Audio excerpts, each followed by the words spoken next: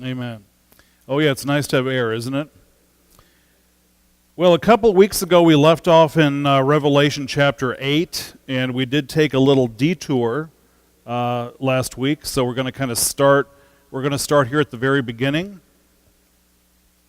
Revelation chapter 8, and we're going to talk about the seventh seal. And I got a few questions for you, and these are actually different questions, most of them. The first question, and we kind of looked at this a couple weeks ago, but who are the people under the altar, and what did they want? They're martyred saints, yeah. Yeah, I think justice is a better word, you know. I think martyrdom is a horrible thing, and I think they would probably, just to be honest, they would probably want vengeance, but God says what vengeance is mine, right? So they want justice, and good, very good.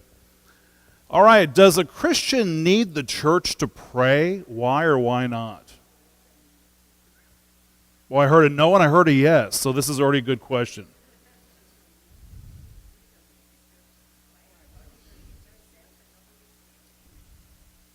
Right. But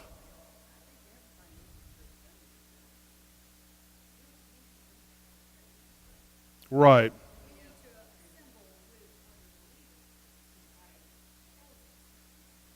Okay, we need to assemble with other believers, right? Right. Uh, and how does that affect our prayers? Right, so that gets us back into the subject of corporate or intercessory prayer. And I think that is an important thing. Because a lot of people might say, well, I don't need the church, I can pray alone. But maybe they're also out of fellowship with the church or out of fellowship with God.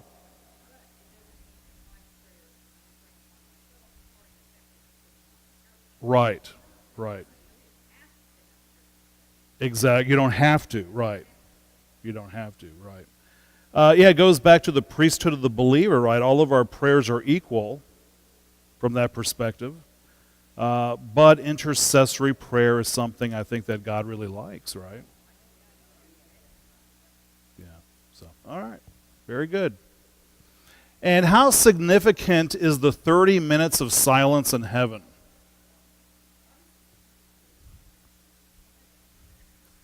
That is a good answer. That's a very good answer. I submitted to you a few weeks ago that perhaps there's no women in heaven.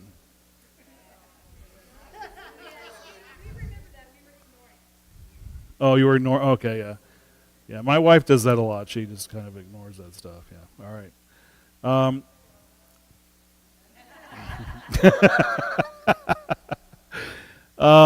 It was something I was going to say about that.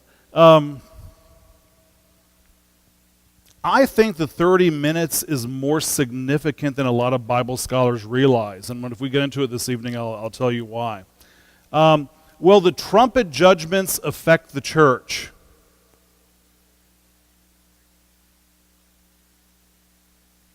Okay.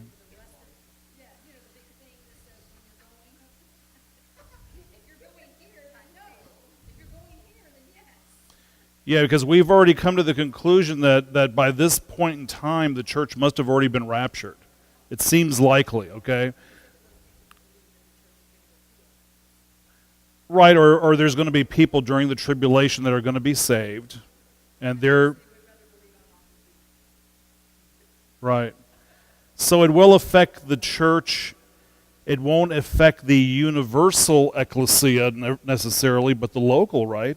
Those that are left behind, the remnant that's left behind, they'll certainly be affected. So maybe not directly, they're not going to be affected by God's wrath, but they're going to be affected by the various persecutions and stuff that take place. Right. Very good.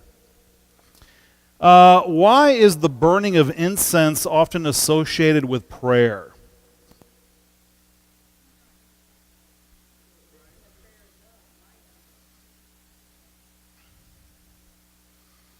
Well, I'm not going to directly get into talk about this on Sunday, but it's amazing the different ways that God communicates.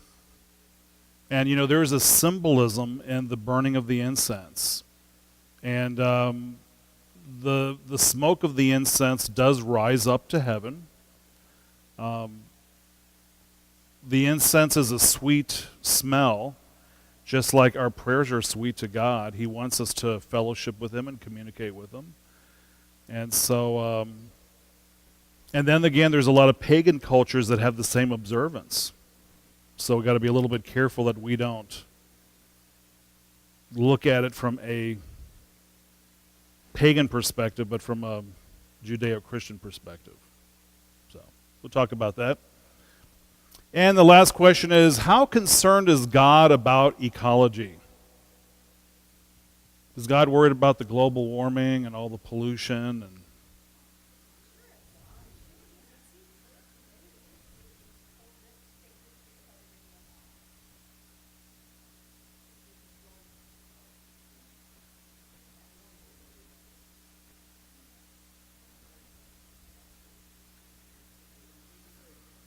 Yeah, aren't we supposed to be good stewards of what God has given us?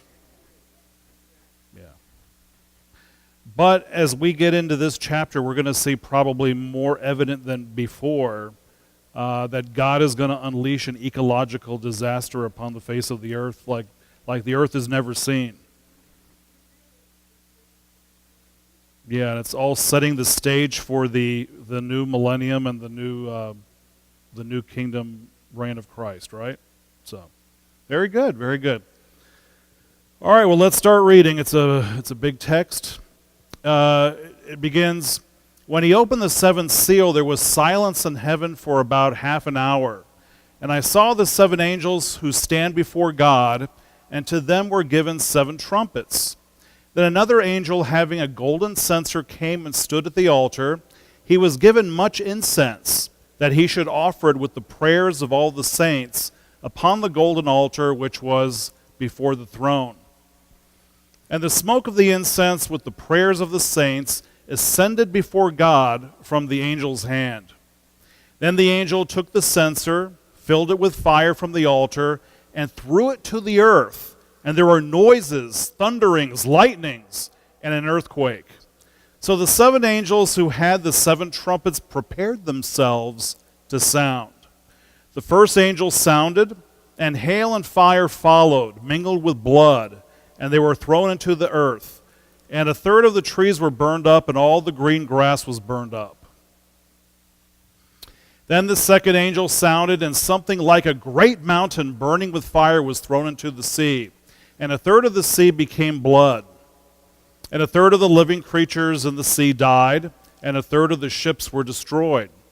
Then the third angel sounded, and a great star fell from heaven, burning like a torch, and it fell on a third of the rivers and on the springs of water. The name of the star is Wormwood. A third of the waters became wormwood, and many men died from the water because it was made bitter. Then the fourth angel sounded, and a third of the sun was struck, a third of the moon, and a third of the stars, so that a third of them were darkened, a third of the day did not shine, and likewise the night. And I looked, and I heard an angel flying through the midst of heaven, saying with a loud voice, "Woe, woe, woe to the inhabitants of the earth, because of the remaining blasts of the trumpet of the three angels who are about to sound." So let's begin by looking at verse number 1. When he opened the seventh seal, there was silence in heaven for about half an hour. Now, such silence in heaven is mentioned only here. I think that's kind of interesting. You'll never see it mentioned anywhere else. Because normally in heaven, what? What did I do?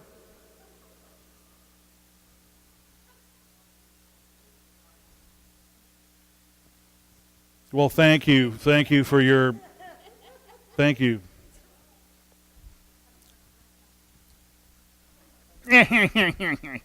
This is my life, Scott. This is my life.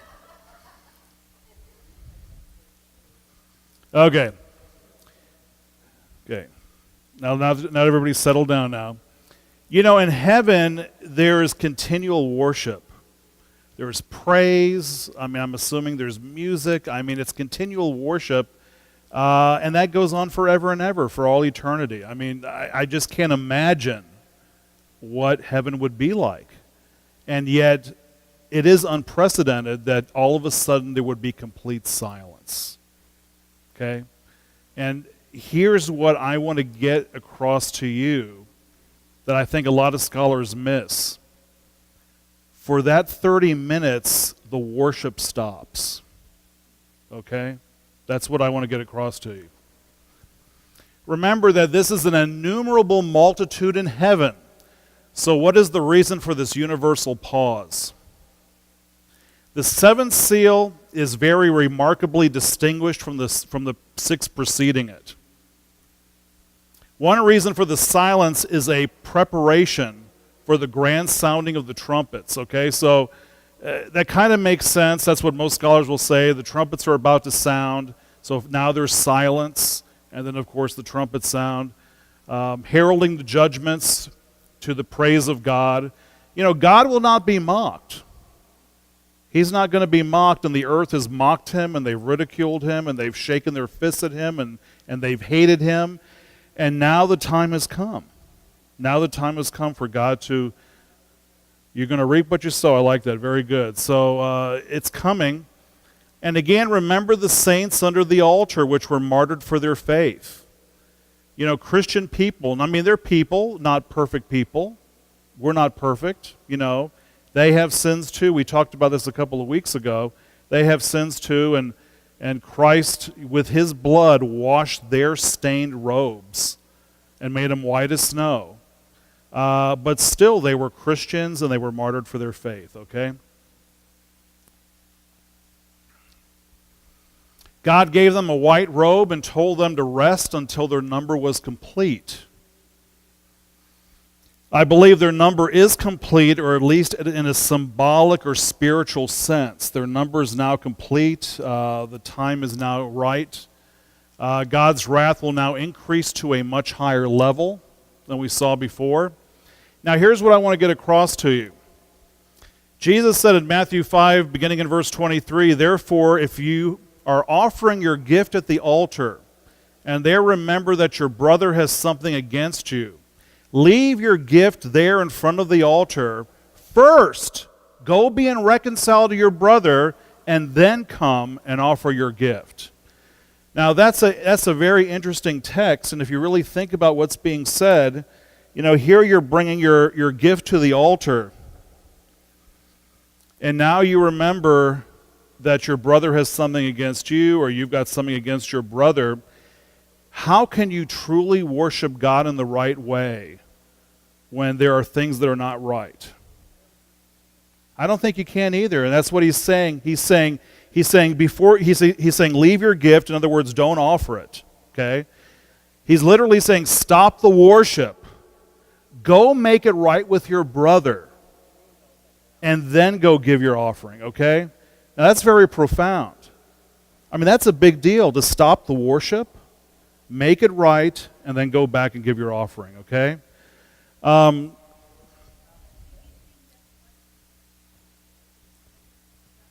That's what I think the silence is about. That's exactly what I think. I mean, that's really a big deal, to stop the worship, but God takes that very, very seriously, that if you've got something wrong with him, or you got something wrong with somebody else, that you make that right first.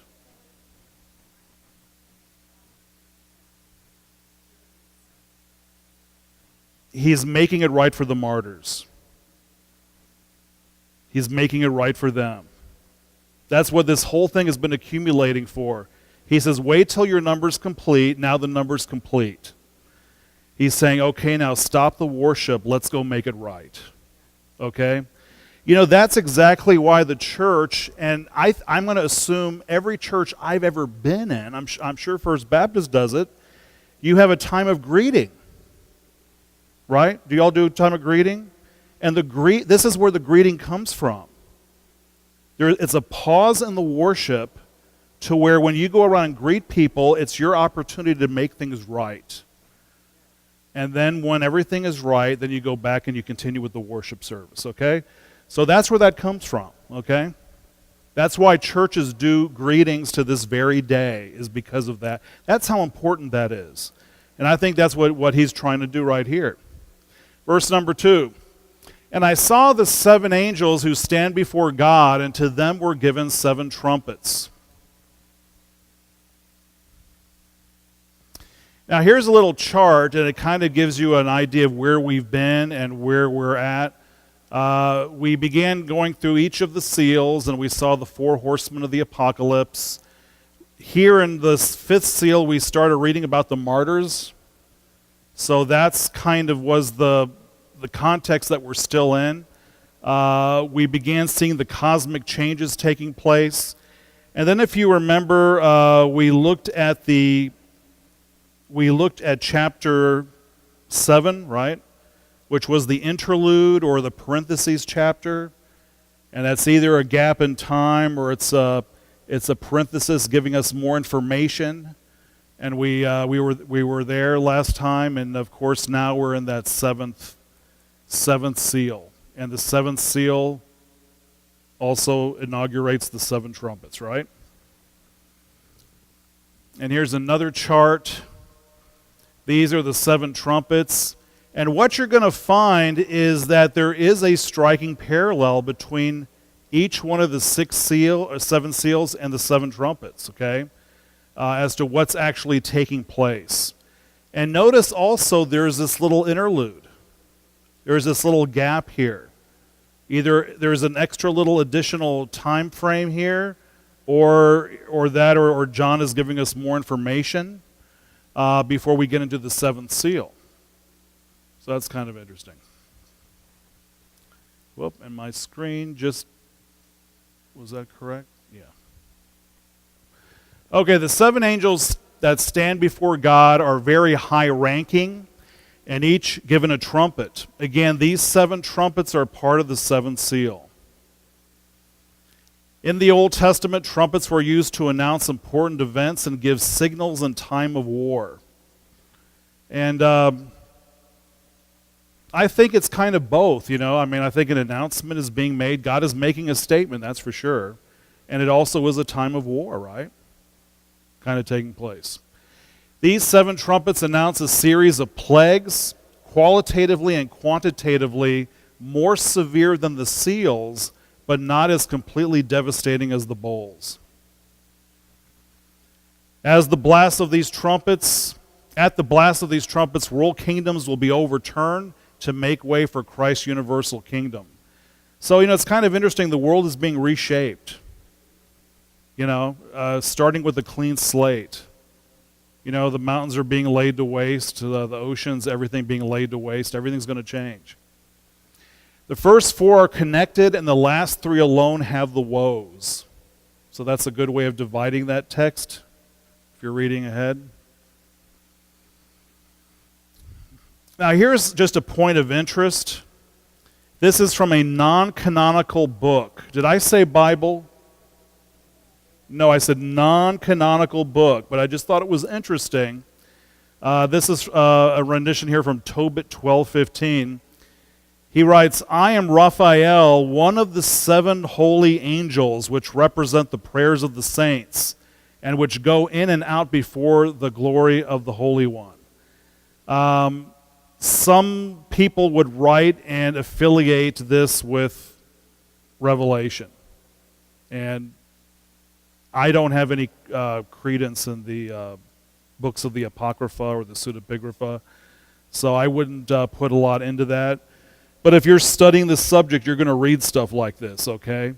Interestingly, the name Raphael is also, and that particular angel, I believe, is also mentioned in the Quran.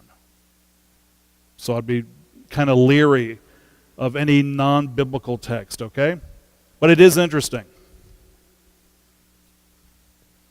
Commentary, verses 3 and 4. Then another angel having a golden censer came and stood at the altar. He was given much incense that he should offer it with the prayers of all the saints upon the golden altar which was before the throne. And the smoke of the incense with the prayers of the saints ascended before God from the angel's hand. Now notice that an angel now of a different rank comes with a golden censer, so that prayer, and this would be prayers from above and below, right? Because the martyrs have been praying, right? The ones under the altar, and of course those on earth have been praying. So now all these prayers come and they precede the trumpet blasts. The term much incense means a lot of prayer. The more incense, the more the prayers, okay? I'm sure Scott remembers this. I wasn't in Israel the same time that you were, was I? No, we were different times. But thank you. Did everybody get a chance to sign the prayer list? Yes? Okay. I remember going to the Wailing Wall. And you have to put your little beanie on your head, and you have to walk up very respectfully. And you put your prayer request in the crack of the wall. And, you pray for a while, And then you don't just turn around. In reverence, you walk backwards, looking at the wall. And then when you've gotten kind of back far enough, then you can turn around. And, it's kind of interesting, so many different ways that we can pray. We've talked about that before. Different ways that we communicate, and different ways God communicates with us. In fact, I don't know if it's this Sunday or next Sunday, I'm going to do a sermon on communicating with God. So I think that'll be interesting. The censer basically is a cup or a fire pan with the saucer on top. It's enclosed and ventilated, containing the incense, and it's sealed up in such a way that it doesn't spill out, but it allows the smoke to waft out. And I don't know if you've ever seen that on TV where they're swinging their incense around, and I love smelling that stuff. Yeah. Yeah, I just love smelling that. I like it's kind of a, it is a worship experience. It's kind of an experience. Now, the interpretation here is very difficult, okay? Either the prayers and incense are offered separately, or the prayers are mingled with the incense, or the prayers are burned and offered as incense. Okay, so those are the three interpretations. I don't have an opinion on that one, okay? Again, I would be just very leery, though, of reading something pagan into that, because I know in other cultures they have prayer wheels, and they light the candles and they stick their prayers in there and they spin the wheel and do all kinds of crazy stuff like that. And I would just be very leery of reading something into the text that's not there. Okay?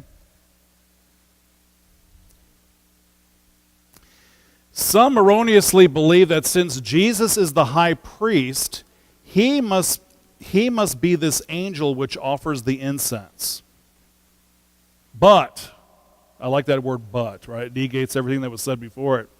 Jesus is never referred to as an angel in the New Testament. Okay? That's really important. And number two, this angel is simply ministering as an assisting spirit and not serving as a mediator. Right? Because our mediator is Christ, right? So he's just ministering or serving. And that's what we do in the church too, right? Especially on Sunday, if we have anything we do, or even outside of the church, but we're ministering. That's just part of our job as being ministering spirits. Angels did not act as mediators under the old covenant, but never under, Angels did act as mediators under the old covenant, but never under the new. So it's very unlikely that this angel would be Jesus. Jesus, as the high priest, is probably the one giving the incense to the angel. Right? Just as when we saw the scroll being given to the Lamb, and the Lamb is who? Jesus. Well, who had the authority to give the scroll to the Lamb? I'm assuming the Father, God the Father. I mean, it is,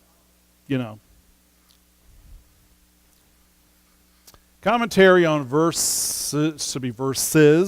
Let's all laugh. Verses 5 through 6.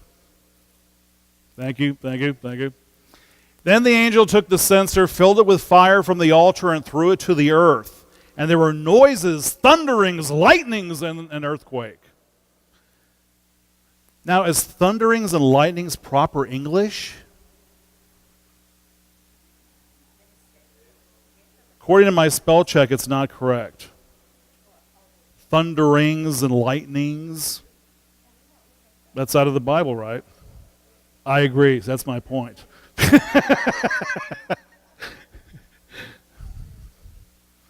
So they burn the incense. They burn the incense. They take these hot burning coals and ashes and things like that. They dump it out onto the earth, right?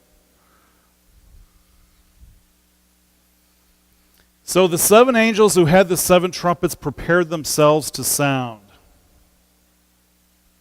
Now the incense will be ignited, and the aroma of the sweet smoke and the prayers will waft up to the nostrils of God. Does God have nostrils? There is a scripture that refers to God breathing the sweet smell through his nostrils. So does God have nostrils? God is spirit. Does that exclude that he may have nostrils? No one can take you out of the hand of God. Does God have a hand? Is that just symbolic, or is that...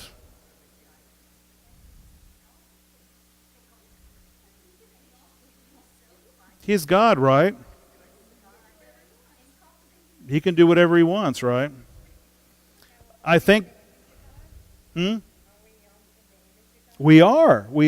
I've said that many times, right? So, there's a scripture that says something like, in the essence, that God protects us under his wing. So does that mean that God has a wing? Okay. Well, whenever God is described in human terms like that, it's called an anthropomorphism. Like the word anthropology, the study of man. This is an anthropomorphism, and if he's ever likened to that of an animal, it's called a zoomorphism. Like I just said, the wing, like he protects us under his wing.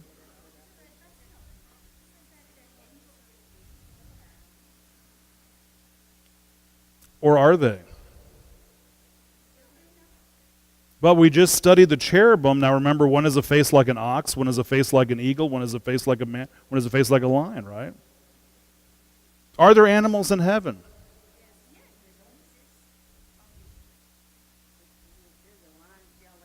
Well, either way, my point is when God's characteristics are likened to that of a human, it's called what? Anthropomorphism. And when his attributes are likened to that of an animal, it's called what? Zoo. You can't forget that, can you? It's so easy. Zoomorphism. Okay. Yeah.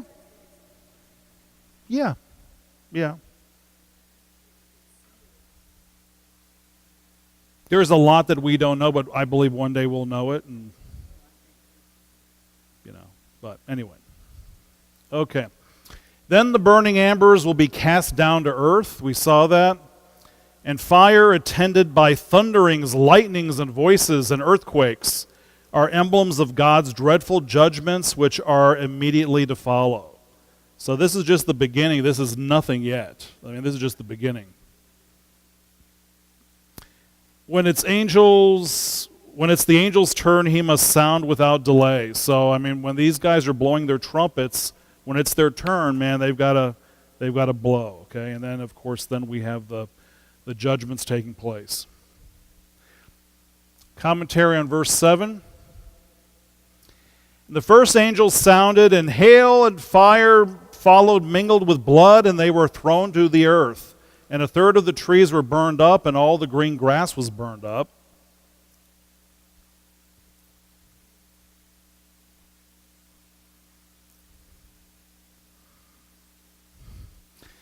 This fire, hail, and blood is similar to the plagues of Egypt. In fact, 6 out of the 10 exactly correspond. The hail and fire, we see that in Exodus 9:24. The water turned to blood in Exodus 7:19. The darkness, Exodus 10:21. The locusts in Exodus 10:12. And this reference is to the whole earth, yet Asia and Palestine in particular. Okay? These areas in particular, that's always the major focus. But we do know that these are world cataclysmic events. Okay? 1/3 of the world's trees and grass, in other words, the vegetation, will be burned. And fiery lava with falling hail is not unheard of and could appear red like blood. Why would that be, that you can have hail and lava coming down at the same time? Well, it is God, but like I said, it's not unheard of. These things actually do happen. Any idea why? Well, right now we have a big volcano still erupting in Hawaii. It has literally changed the topography of the entire island. And what happens is when so much heat energy comes out of the earth, it creates its own atmosphere above. That's how major it is. It affects the atmosphere, layers and layers of atmosphere above. And so it's not unheard of for hail to come down with the ash and lava and everything else. So it's very...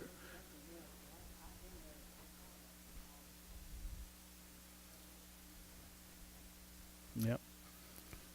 So very interesting, very scary. Commentary on verse 8. Then the second angel sounded, and something like a great mountain burning with fire was thrown into the sea, and a third of the sea became blood. Now, do y'all think that's, before I keep going, do you think that's literal blood, or do you think it's going to be red like blood? Yeah. Because, you know, on the Gulf Coast right now, they're having one of the worst red tides ever in history. And we were there very briefly not too long ago. We didn't see it. But I remember one time we went to the beach, and we thought, boy, the water looks awfully brown. And we didn't know it was the red tide, and we're swimming in there and stuff like that. And our eyes started burning, and yeah, we were coughing, and I mean, it was just so horrible. We had to get out, and then we realized, hey, that must be the red tide. Yeah, it's pretty bad. Now, some believe that the reference here to the sea opposed to the land is referring to the Mediterranean, okay? And again, that might be very true, but again, this is still going to have global impact. And that's interesting because the east side of Palestine and on the west side, the east side is Palestine, on the west side is Europe, and again, the epicenter of the Roman Empire, okay? A great mountain burning could be a burning mass, such as an asteroid, yet it could also be referring to something symbolically. A mountain can be symbolically considered a great force or a number of people. Fire could be symbolic of war. And a sea of blood could simply mean many deaths. Now, I believe that it's going to be literal and symbolic. I mean, I can just see that personally. I do believe that there's going to be a lot of people involved. I do believe that there's going to be war, and I do believe that there's going to be many deaths. So, to me, it all kind of fits in together. And commentary on verse 9. And a third of the living creatures in the sea died, and a third of the ships were destroyed. So again, we're dealing with major ecological things taking place. Of course, these are, I think they're slaughtering whales here in this picture, but anyway, but I'm just trying to get the point across to you.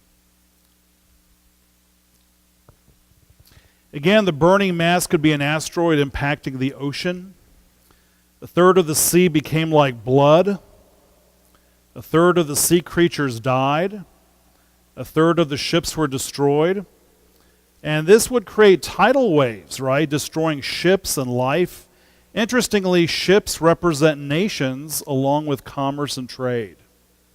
Okay? So it's not just the sea, but livelihoods, economies of entire nations collapsing. However, ships are also symbolic of the church because Jesus and his disciples spent a lot of time on boats, right? Jesus told us to be fishers of men, right? Jesus traveled a lot in a boat. He walked on the water to a boat. He even sat in a boat and preached, right? So one of the early symbols of the church, besides the fish symbol, is actually the symbol of a boat, right? Huh? Hey, the ark, yeah. Outwardly, this may seem like red tide based on ecological pollution or global warming, but be assured it is an eschatological judgment focused upon the sea. So, we can sit here and try to explain things scientifically, but the fact is this is an act of God, and I think it's going to have devastating results. How much time do we got left? Commentary on verses 10 and 11. And then the third angel sounded, and a great star fell from heaven, burning like a torch, and it fell on a third of the rivers and on the springs of water. The name of the star is wormwood. A third of the waters became wormwood, and many men died from the water because it was made bitter. Okay? And by the way, if you don't know what wormwood is, that is what wormwood looks like. Okay? So what is this star? Well, some commentators have speculated it's some kind of meteor or asteroid. Others have speculated that this star is none other than Satan himself, right, or some type of a powerful angel. Others have said this is the future false teacher. One interesting thing is a torch has a tail. And the implication here is that comets have tails. So maybe the first one was an asteroid, maybe the second one here is some kind of a comet. Some have said maybe this is symbolic of a missile with a nuclear warhead on the end, okay? Now, I'm gonna give you guys a test right now, and since we have Pastor Scott with us, I want you to explain to Pastor Scott, we have these different possibilities of what the star could be. How do we classify those possibilities to discern as accurately as possible what the Bible has to say? You understand my question? Okay, so explain that. Can anybody explain it to Pastor Scott?